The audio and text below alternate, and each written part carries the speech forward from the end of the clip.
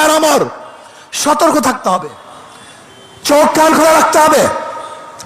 আজকে ফখরুল সাহেব বলেছেন মৌলবীদের কোনোদিন ক্ষমতা আসে নাই, আসার সম্ভাবনা নেই। আমি ফখরুল সাহেবকে বলবো, আপনি মৌলবী হিসাবে মৌলবাদী বলে কাকে মিন করতে চান? কে মৌলবাদী? হিন্দু মৌলবাদী, খ্রিস্টান মৌলবাদী, বৌদ্ধ মৌলবাদী, না মুসলিম মৌলবাদী? ইসলামী মৌলবাদ জিন্দাবাদ, জিন্দাবাদ। ইসলামী মৌলবাদ জিন্দাবাদ, জিন্দাবাদ। ইসলামী মৌলবাদ জিন্দাবাদ, জিন্দাবাদ। আমরা ইসলামী মৌলবাদী বিশ্বাসী। আমি মুসলমান, আমার মূল ঠিক আছে। আমি মূলকে বাদ দিয়ে রাজনীতি করতে পারি না। 92% মুসলমানদের দেশে ইসলামী মূল্যবোধকে বাদ দিয়ে, ইসলামী মূল্যবোধকে বাদ দিয়ে কেউ কোনোদিন রাজনীতি করতে পারে নাই, পারবে না ইনশাআল্লাহ। কাজে আপনি যে স্বপ্ন দেখেছেন মৌলবাদীর ক্ষমতা আসবে না, আসে নাই, সম্ভাবনা নাই। আর আমি উল্টো দেখছি, ইনশাআল্লাহ আগামী বাংলাদেশ ইসলামী মৌলবাদীদের বাংলাদেশ, আগামী বাংলাদেশ কোরআন সুন্নাহর বাংলাদেশ, আগামী বাংলাদেশ এদেশের স্বাধীনতাকামী মানুষের বাংলাদেশ, আগামী বাংলাদেশ ধর্মীয় ব্যক্তিত্ব বাংলাদেশ, আগামী বাংলাদেশ সাম্য, মানবিক মর্যাদা এবং ন্যায় বিচার প্রতিষ্ঠিত বাংলাদেশ। আউযু বিল্লাহি মিনাশ শাইতানির রাজীম। বিসমিল্লাহির রহমানির রহিম। ওয়া তিলকাল আইয়ামু নুদাবিলুহা বাইনান নাস। সবাই দুরূদ শরীফ আল্লাহুম্মা সাল্লি আলা মুহাম্মাদিন নাবিল উম্মি ওয়া আলিহি ওয়া সাল্লাম তাসলিমা। ইসলামী ছাত্র আন্দোলন কর্তৃক আয়োজিত আজকে এই ছাত্র সম্মেলনের সভাপতি, আজকে সম্মেলনের প্রধান অতিথি ইসলামী আন্দোলন বাংলাদেশের মুহতারাম আমির হযরত পীর সাহেব হুজুর চরমনাই দামাত বরকাতুল আলিয়া, সামনে উপবিষ্ট সকল স্তরের ছাত্র ভাইয়েরা আমার, ভারতের পানি আগ্রাসনের বিরুদ্ধে এবং অপরাধীদের বিচারের দাবিতে আজকে সমাবেশ। ভারত সম্পর্কে কম বেশি আমরা সবাই জানি। এই ভারত এক সময় ছিল মুসলমানদের কর্তৃত্ব, মুসলমানদের শাসন। দীর্ঘ 750-800 বছর পর্যন্ত এই পাক ভারত উপমহাদেশের শাসক ছিল মুসলমান। কিছু মুনাফিকের মুনাফিকির কারণে 200 বছর ব্রিটিশ শোষণ করেছে, নির্যাতিত হয়েছিল মুসলমান। আবার মুসলমানের আন্দোলনের ভিত্তিতেই এদেশ থেকে ব্রিটিশ পালাতে বাধ্য হয়েছিল। ব্রিটিশ যাওয়ার পরে ভেবেছিলাম এদেশের মানুষ শান্তি পাবে, মুক্তি পাবে, প্রত্যেকের অধিকার ফিরে পাবে, কিন্তু ভারত তা করে নাই। আবার আন্দোলন সংগ্রাম করে পাকিস্তান নামে একটা ভূখণ্ড অর্জন করেছিলাম।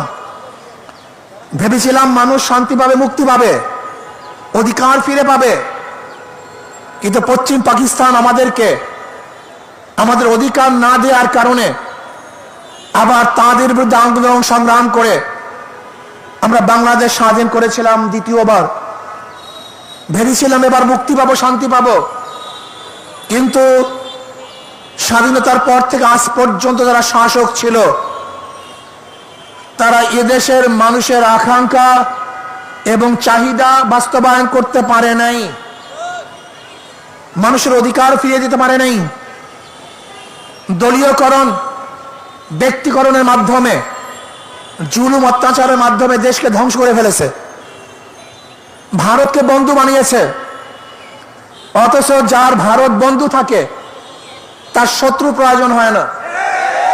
আপনারা জানেন সিকিম এক সময় স্বাধীন রাষ্ট্র ছিল, ভারতের খুবই বন্ধু ছিল, কিন্তু লেন্দুক দর্জির মতো এক চাটুকার এবং মোশায়েফকে সৃষ্টি করে সে সিকিমকে ভারতের করদ রাজ্য হিসাবে নয়, ভারতের অন্তর্ভুক্ত করতে বাধ্য করেছিল। আপনারা জানেন হায়দ্রাবাদ স্বাধীন রাষ্ট্র ছিল।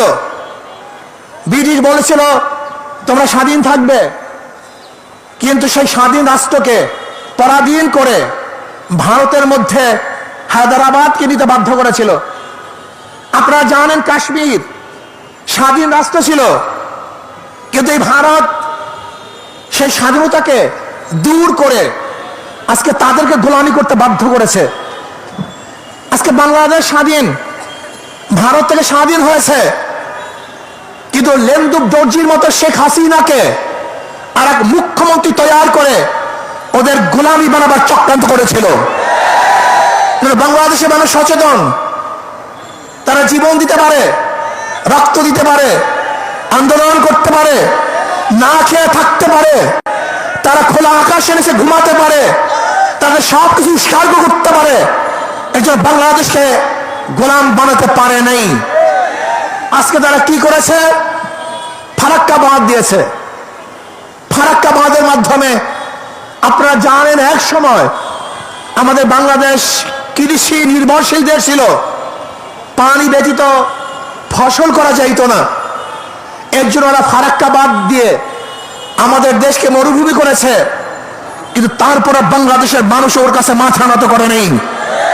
আজও ফারাক্কা বাঁধের সমাধান হয় নাই, আজও তিস্তার সমাধান হয় নাই।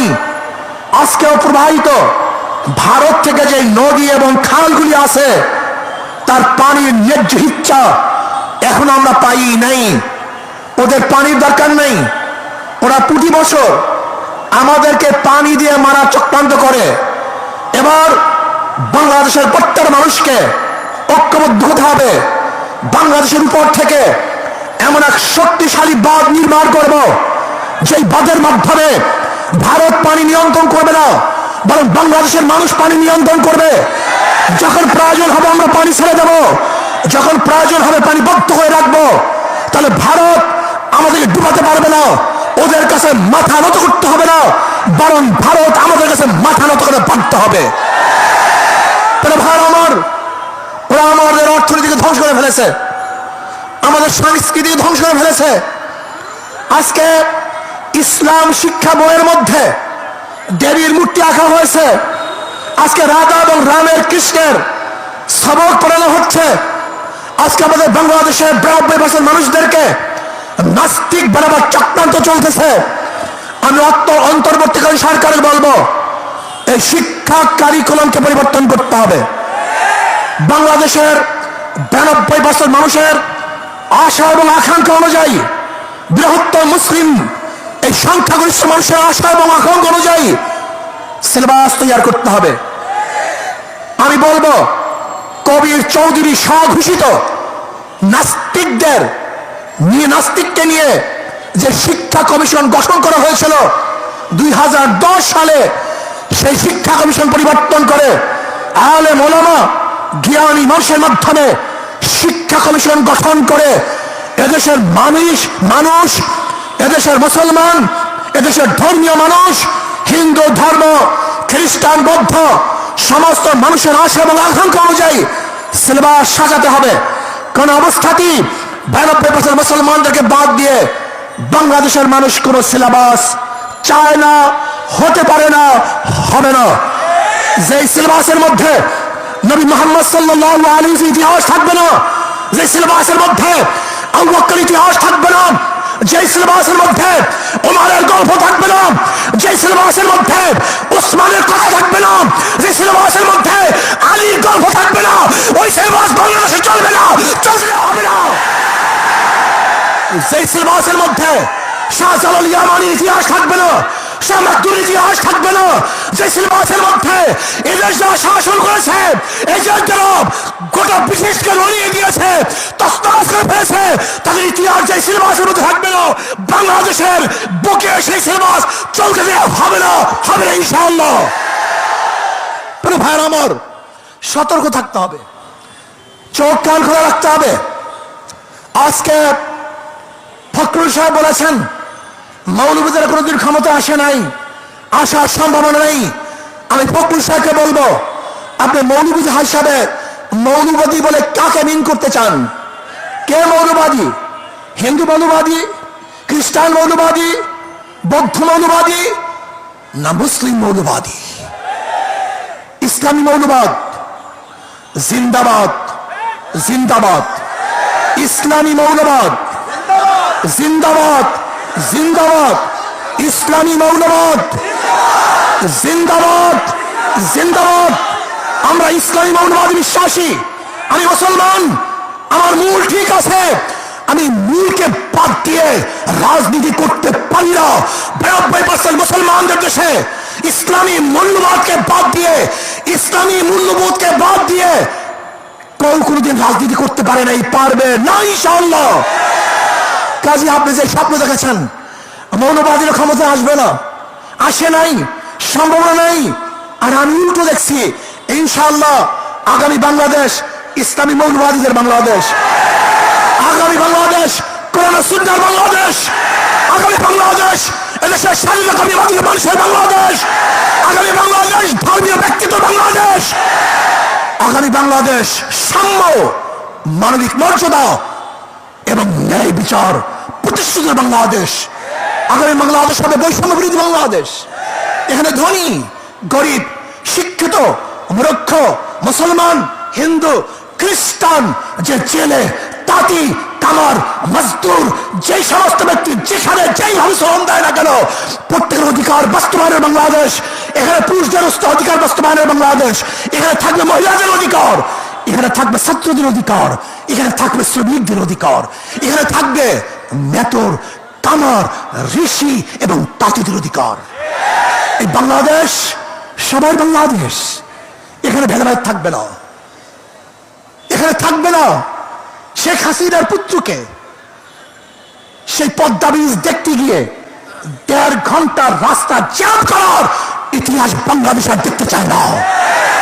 এখানে কোন প্রাইম মিনিস্টারের জন্য, কোন মন্ত্রীদের জন্য, বর্তমান উপদেষ্টা প্রধানের জন্য রাস্তা বন্ধ থাকবে, জনগণ কষ্ট করবে, এই বাংলাদেশ আমরা দেখতে চাই না। এরকম বাংলাদেশ আমরা চাই না। এখানে কে উপদেষ্টা, কে প্রাইম মিনিস্টার, কে প্রেসিডেন্ট, সবার জন্য রাস্তা সমান, সবার জন্য অধিকার সমান না। আমরা দেখতে চাই না ওই বাংলাদেশ যেখানে একজন মন্ত্রী যাওয়ার সময় গোটা রাস্তা বন্ধ হয়ে যাবে আর গর্ভবতী মহিলারা গাড়ির মধ্যে বাচ্চা প্রসাদ করবে। এই বাংলাদেশ আমরা দেখতে চাই না। আমরা দেখতে চাই না এই বাংলাদেশ যেখানে একজন উপরস্থ কর্মকর্তা আসার কারণে ফেরি বন্ধ থাকবে আর সেই রুগী ওপারে ফেরির অভাবে ধুকে ধুকে মরবে। এই বাংলাদেশ আর দেখতে চাই না।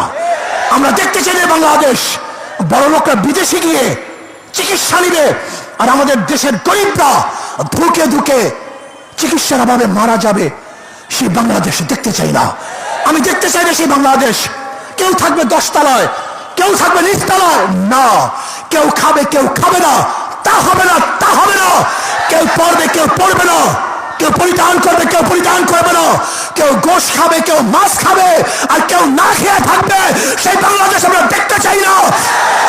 খাবো সবাই একত্রিত হয়ে খাবো, শান্তি সুখ করবো সবাই একত্রিত হয়ে শান্তি সুখ করবো, দুঃখ কষ্ট থাকবো তো সবাই দুঃখ কষ্ট একসাথে থাকবো, আরামায়েশ করবো সবাই একই সাথে আরামায়েশ করবো।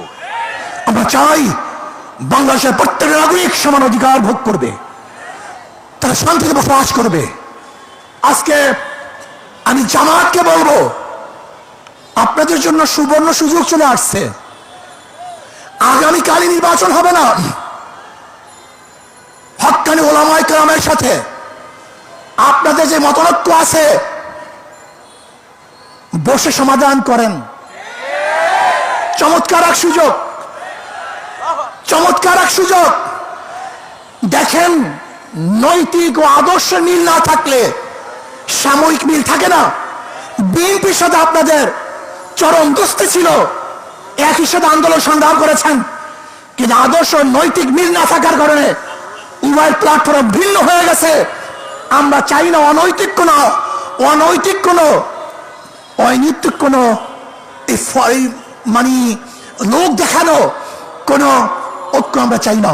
আমরা চাই টেকসই স্থায়ী ঐক্য, যে ঐক্য হবে আর কোনোদিন ভাঙবে না, ফাটল হবে না।